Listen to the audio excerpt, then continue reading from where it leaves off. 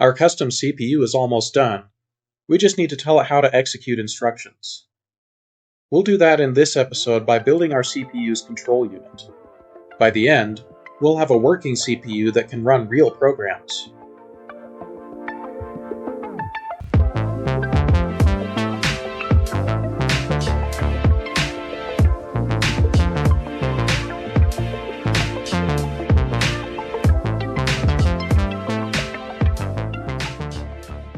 Hello everyone, my name is Mike and you're watching Polymath Unlimited. In this series, we are building a Logisim simulation of an 8-bit CPU with the following design goals in mind. First, the CPU should be simple enough to make a physical build practical. Second, the CPU should be capable of complex operations. And third, the CPU should be easy to program. In the last episode, we defined the instruction set we will use to program our CPU. In this episode, we will use that instruction set to start building our CPU's control unit. This unit will read instructions from memory and then activate the different parts of the CPU in the right sequence to execute those instructions. By the end of this video, we should even be able to run some simple programs. Our CPU's control unit will consist of several parts. Firstly, we will add an 8-bit instruction register. This register will store the 8-bit opcode for the instruction we are currently executing. We will also add a step counter. Each instruction will be executed with a series of simpler steps, often called micro-instructions. The step counter will let us tell which step of the instruction sequence we are on. That way, on the rising edge of the clock, the correct step of the current instruction will be followed. Finally, we will have an instruction decoder. This decides which control signals to activate for the current step of the current instruction. Let's start by adding our instruction register to our CPU. This is just a simple 8-bit register that can read data from the data bus. I won't go over how to build this since I made a video about registers already. I'll put a link to that in the description if you're interested. Remember in our instruction set that for ALU operations, the last 4 bits of the instruction opcode specify the operation we want the ALU to perform. So let's take the lower 4 bits of the instruction register and map them directly to the ALU's opcode decoder. Notice that we can also get rid of the NOT gates in the opcode decoder since we can just get the inverted opcode directly from the instruction register anyway. Now that we have our instruction register, let's build the step counter. We'll make this counter 4 bits so that we can have instructions up to 16 steps long. It will be similar to the program counter, but with a few simplifications since we don't need all of the functionality of the program counter. Firstly, we want this counter to always increment, so the increment input will always be 1. This means we can simply get rid of the increment input and bypass the half adder for the first bit of the counter. We can simplify further by noticing that we only ever need to load zeros into the counter. I haven't explained why this is the case just yet, but it should make sense once we build the instruction decoder. Regardless, we know that all of the data inputs will always be 0, so we can get rid of all of the AND gates in all of the multiplexers. Now let's add a decoder to our step counter so that we have 11 output lines, 1 for each instruction step. These will feed into the instruction decoder, letting us activate the right control lines in the right sequence for each instruction. Note that since the step counter is 4 bits, we could have instructions up to 16 steps long. However, we'll see later that our longest instruction is only 11 steps, and the vast majority of instructions take much less than that. With the step counter done, we just need to build the instruction decoder. Before we do that though, let's organize all of our control lines into a control bus. This bus will contain all of the control signals that will control the execution of our CPU. And organizing it this way will make building our instruction decoder a lot easier. With all of the control lines organized, we have the following control signals. AL, or accumulator load, will load the output of the ALU into the accumulator on the next rising clock edge. OP, or operation, will let us choose whether to do an ALU operation or just pass the data bus through the ALU unmodified. AO, or accumulator out, will output the value of the accumulator to the data bus. AHL, or address high load, will load the value on the data bus into the address high register on the next rising clock edge. ALL, or address low load, will load the value on the data bus into the address low register on the next rising clock edge. PHL, or program counter high load, will load the value on the data bus into the program counter high register on the next rising clock edge. PLL, or program counter low load, will load the value on the data bus into the program counter low register on the next rising clock edge. PHO, or program counter high out, will output the value of the program counter high register onto the data bus. PLO, or program counter low out, will output the value of the program counter low register onto the data bus.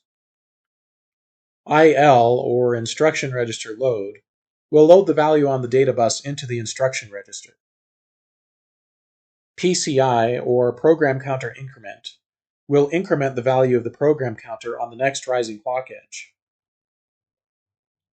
SPI, or stack pointer increment, will increment the value of the stack pointer on the next rising clock edge.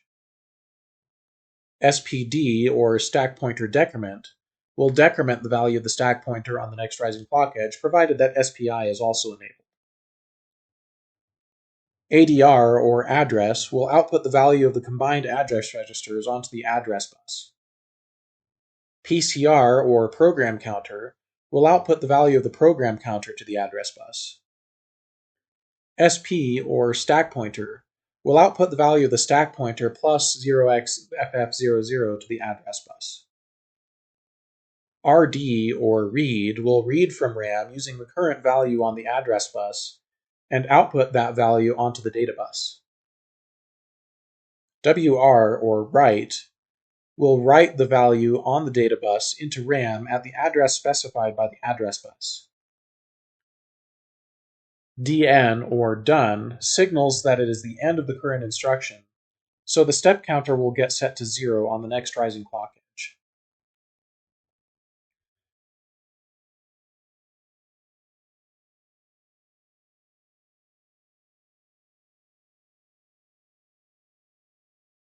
Now that we have our control bus organized, we can connect each line of the control bus to an OR gate. This will allow us to activate each control line depending on which instruction we are executing and which step of that instruction we are on. Note that we can simplify some of our control logic slightly by noticing that whenever we want to read a value pointed to by the program counter, we also want to increment the program counter to read the next value. We also want to activate the stack increment control line whenever we activate the stack decrement control line, since decrementing the stack pointer requires that both of these lines are active. With this done, we can now worry about how to execute our instructions. Our instructions will be executed in two stages: the fetch phase and the decode and execute phase. During the fetch phase, we will fetch the opcode of the instruction from RAM. Then, during the decode and execute phase, our instruction decoder and step counter will coordinate the rest of the parts of the CPU to execute the instruction. Every instruction's fetch phase will be identical, and it turns out that we can do the fetch phase for this CPU in just one clock cycle. So we'll just bring the first output line of our step counter over to the control gates and activate the appropriate control lines for the fetch cycle. Here, we want to activate the instruction register load, program counter, and read signals to load the value pointed to by the program counter from RAM into the instruction register. Now we can worry about decoding and executing our instructions. During the decode and execute phase of our instruction cycle, we'll execute each instruction with a series of smaller steps called micro-instructions. These steps, often called microcode, will let us choose which parts of the CPU get activated during each step of each instruction. Let's write some microcode for the load instruction in immediate addressing mode in order to illustrate this. The immediate load instruction takes the byte immediately following the instruction opcode and loads it into the accumulator. We can perform this instruction with this single micro-instruction. This micro-instruction tells us that we want to fetch the value pointed to by the program counter and load it into the accumulator. Note that we also want to increment the program counter when we're done. Let's also write some microcode for the immediate store operation. The immediate store operation isn't terribly useful other than maybe as a proxy for a no-op, but we'll go ahead and include it anyway, just in the interest of completeness. Now we need to get our CPU to execute this microcode. Some CPUs do this by having a separate memory unit called a microcode ROM that enables the control unit to look up sequences of microinstructions for each instruction. In my CPU, though, I opted for a hardwired microinstruction decoder. Before we start decoding microinstructions, we'll need to add some logic to our control unit so it can tell which instruction it is trying to execute. Recall that when we defined our CPU's instruction set, we decided that the first 2 bits of the opcode would determine what type of instruction we are executing. So let's add a simple decoder to our instruction register's first 2 bits. Also, the 3rd and 4th bit define addressing modes for loads, stores, and ALU operations, and they also define what kind of branch we are doing for branch instructions. So we'll add a second decoder for these bits as well. Now, in order to execute the immediate load instructions microcode, we simply take the load output and immediate output of our decoders and connect them with some AND gates to the second output of the step counter. Now, whenever the instruction in the instruction register is a load immediate instruction and we are on step 1 of the instruction sequence, I count the first step as 0, then this gate will output 1.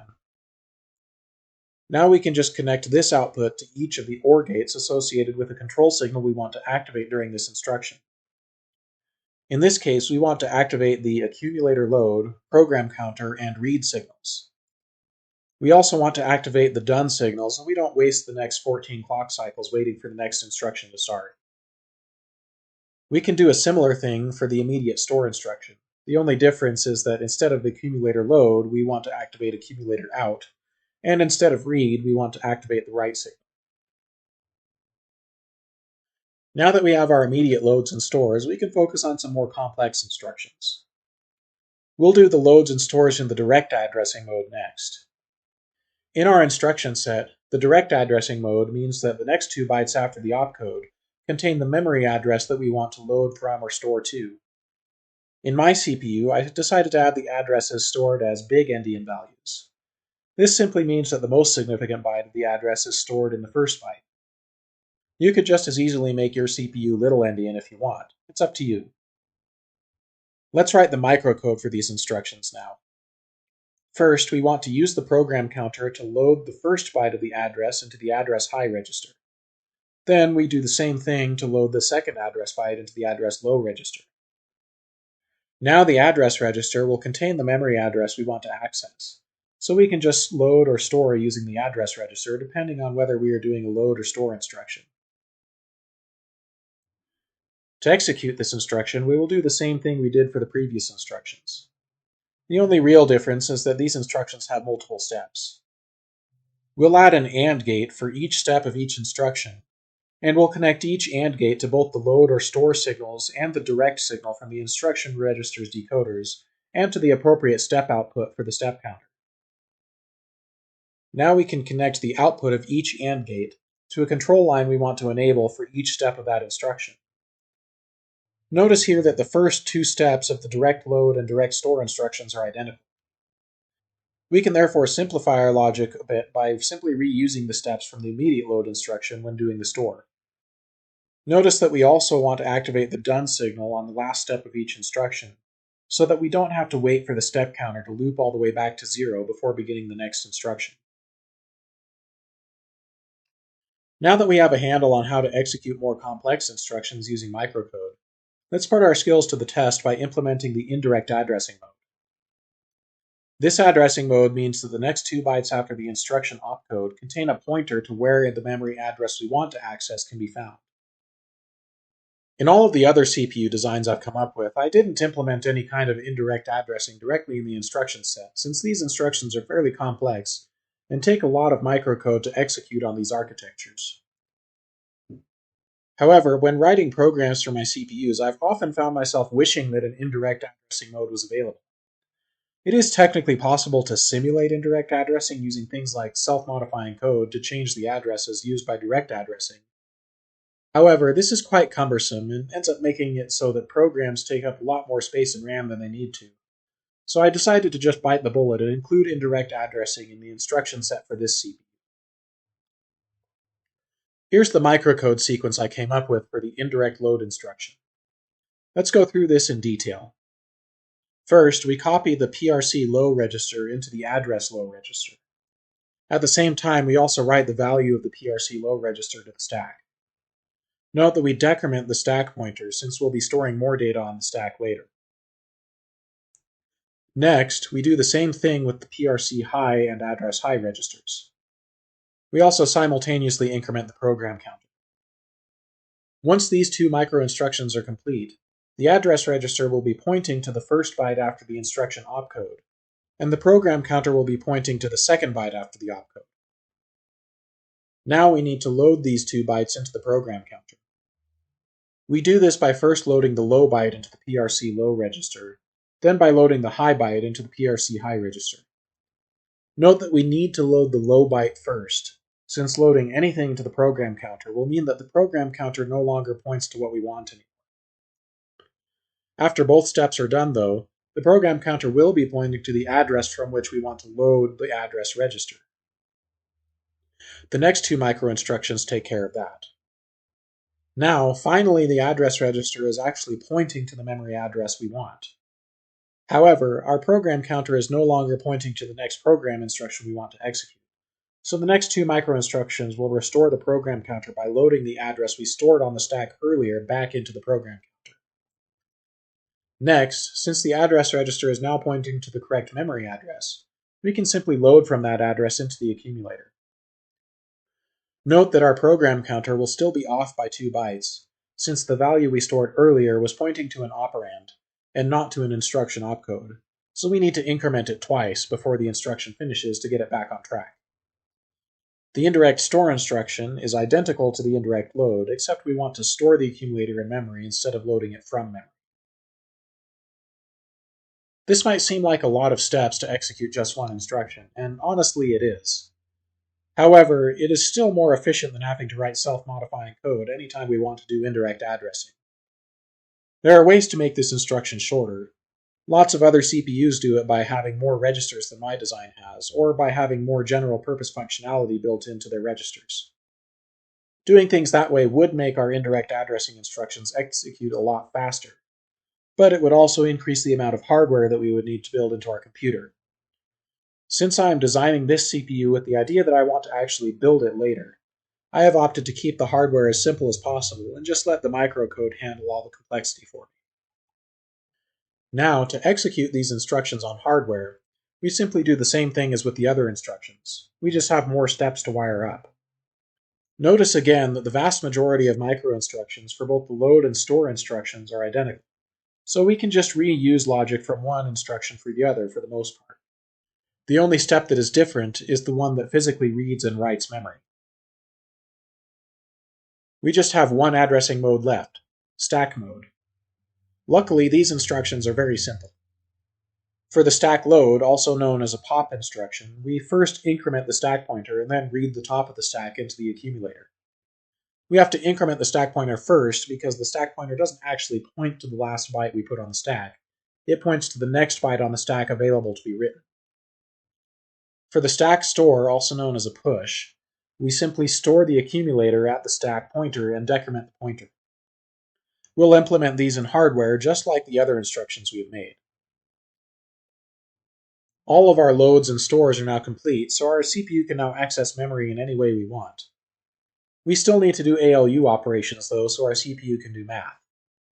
Luckily, this is pretty simple. In this CPU, ALU operations are identical to load operations. The only difference is that instead of passing the value from memory straight into the accumulator, we need to do an ALU operation and store the result in the accumulator. So we can simply reuse all of the load logic when doing ALU operations and simply activate the op control signal when reading from memory, in addition to all of the other control signals.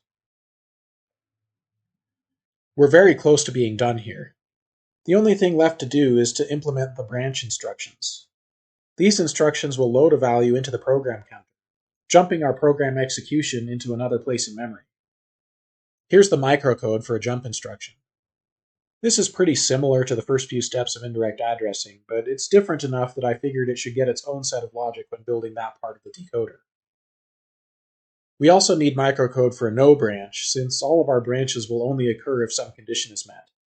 Therefore, when we execute a conditional branch instruction, if the condition is met, then we will branch, and if the condition is not met, we will perform a no branch.